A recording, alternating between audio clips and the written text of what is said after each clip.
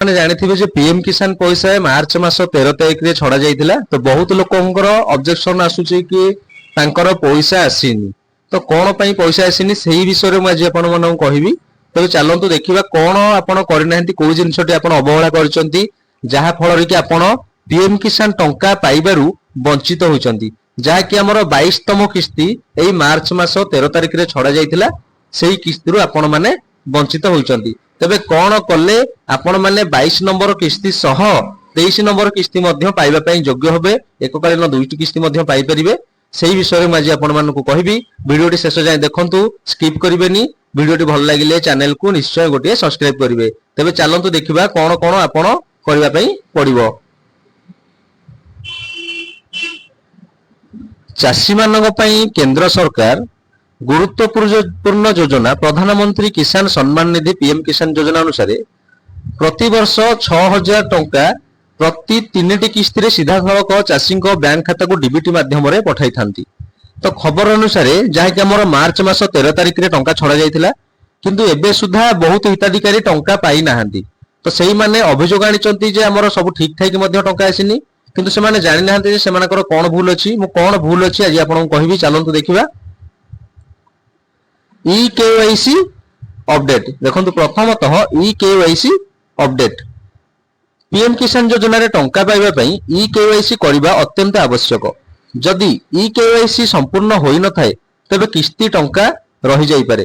ଚାଷୀମାନେ online portal କିମ୍ବା CAC ସେଣ୍ଟରକୁ ଯାଇ ଇକେୱାଇସି କରାଇ ପାରିବେ। ତ ଆପଣ ମାନେ ଯଦି ଇକେୱାଇସି କରାଇ ନାହାନ୍ତି ତେବେ ଆପଣଙ୍କର ଟଙ୍କା ଆସିନଥିବ। ଯଦି ଆପଣ ଇକେୱାଇସି ସମ୍ପୂର୍ଣ୍ଣ କମ୍ପ୍ଲିଟ ହୋଇଛି କିମ୍ବା ନାହିଁ ଆପଣ ଚେକ୍ କରିବା ପାଇଁ ଚାହୁଁଛନ୍ତି, ନିକଟସ୍ଥ ଜନସେବା କେନ୍ଦ୍ର ଯାଇକି ଆପଣ ଚେକ୍ କରନ୍ତୁ। ଯଦି ଇକେୱାଇସି ମଧ୍ୟ ଆପଣଙ୍କର ପେଣ୍ଡିଂ ଅଛି ତେବେ ଆପଣଙ୍କର ପଇସା ଆସିନଥିବ। ସେକେଣ୍ଡରେ ଦେଖନ୍ତୁ, ଦ୍ୱିତୀୟତଃ ଲ୍ୟାଣ୍ଡ ସିଡିଂ। ଆପଣଙ୍କର ଯୋଉ ଜମିବାଡି ପଟ୍ଟା ଅଛି ସେଟା ଆପଣଙ୍କର ପିଏମ କିଷାନ ଯୋଜନାରେ ସିଡିଂ ହେଇଛି ନା ନାହିଁ ସେଟା ଆପଣ ଚେକ୍ କରିବେ। ଅନେକ ରାଜ୍ୟରେ ଜମି ତଥ୍ୟ ଲ୍ୟାଣ୍ଡ ସିଡିଂ ଅପଡେଟ ନଥିବାରୁ ମଧ୍ୟ ଟଙ୍କା ଅଟକି ଯାଏ। ତେଣୁ ପିଏମ କିଷାନ ପୋର୍ଟାଲରେ ଯାଇ ଆପଣଙ୍କ ଜମି ସୂଚନା ଠିକ ଭାବରେ ଲିଙ୍କ ହୋଇଛି କି ନାହିଁ ଚେକ୍ କରନ୍ତୁ। ଆପଣଙ୍କର ଜମିବାଡି ପଟ୍ଟାଟି ପିଏମ କିଷାନ ପୋର୍ଟାଲରେ ଲିଙ୍କ ହେଇଛି ନା ନାହିଁ ଆପଣ ଚେକ୍ କରନ୍ତୁ। ଯଦି ଲିଙ୍କ ହେଇନଥିବ ତାହେଲେ ଆପଣଙ୍କର ଟଙ୍କା ଆସିନାହିଁ। ଲିଙ୍କ କଲେ ହିଁ ଆପଣଙ୍କର ଟଙ୍କା ମିଳିବ।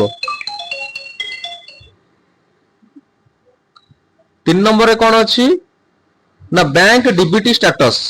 ଆପଣଙ୍କ ବ୍ୟାଙ୍କ ଖାତାରେ ଡିବିଟ ଡାଇରେକ୍ଟ ବେନିଫିଟ ଟ୍ରାନ୍ସଫର ସକ୍ରିୟ ଅଛି ନା ନାହିଁ ମଧ୍ୟ ଚେକ୍ କରନ୍ତୁ।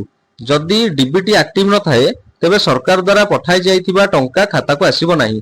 ଆପଣ ନିଜର ଆଧାର କାର୍ଡ ନେଇକି ନିକଟସ୍ଥ ଜନସେବା କେନ୍ଦ୍ର ହଉ କିମ୍ବା ନିଜ ମୋବାଇଲରେ ହଉ, ଯଦି ଆପଣ ଜାଣିଛନ୍ତି ଡିବିଟି ଲିଙ୍କଟା ଆପଣ କେମିତି ଚେକ୍ କରିବେ, ଚେକ୍ କରିବେ। ଯଦି ଆପଣ ଡିବିଟି ଲିଙ୍କଟି ଆକ୍ଟିଭ ଥିବ ତାହେଲେ ଟଙ୍କା ଆସିବ, ଯଦି ଆକ୍ଟିଭ ନଥିବ ତାହେଲେ ଟଙ୍କା ଆସିବ ନାହିଁ। ତ ଏଇଟା ମୁଖ୍ୟ ଜିନିଷ, ଡିବିଟି ଲିଙ୍କ ଆପଣ ନିଶ୍ଚୟ ଚେକ୍ କରିବେ।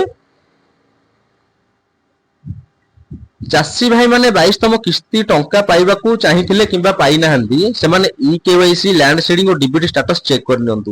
ଏହା କରିଲେ ଆଗକୁ ଆସୁଥିବା 23 ନମ୍ବର କିସ୍ତିରେ ଆପଣ 22 ନମ୍ବର କିସ୍ତି ସହ 23 ନମ୍ବର କିସ୍ତି ମଧ୍ୟ ଆପଣ ପାଇବେ। ଯୋଉମାନେ ଟଙ୍କା ପାଇନାହାନ୍ତି, ଏଇ ଯୋଉ ଜିନିଷ ମୁଁ କହିଲି ଆପଣ ନିହାତି ଭାବରେ ଚେକ୍ କରିନିଅନ୍ତୁ। ଚେକ୍ କଲା ପରେ ଆପଣ 23 ନମ୍ବର କିସ୍ତିକୁ ଅପେକ୍ଷା କରନ୍ତୁ, ଆପଣ ନିଶ୍ଚୟ ଟଙ୍କା ପାଇବେ। ତ ଆଶା କରୁଛି ଯଦି ଭିଡିଓଟି ଆପଣମାନଙ୍କୁ ଭଲ ଲାଗିଥିବ ଚ୍ୟାନେଲକୁ ନିଶ୍ଚୟ ଗୋଟେ ସବସ୍କ୍ରାଇବ କରିବେ। ଆଗକୁ ଏମିତି ନୂଆ ନୂଆ ଜିନିଷ ମୁଁ ଆପଣଙ୍କୁ ଜଣେଇବି କିମ୍ବା ଇନଫରମେସନ ଦେବି।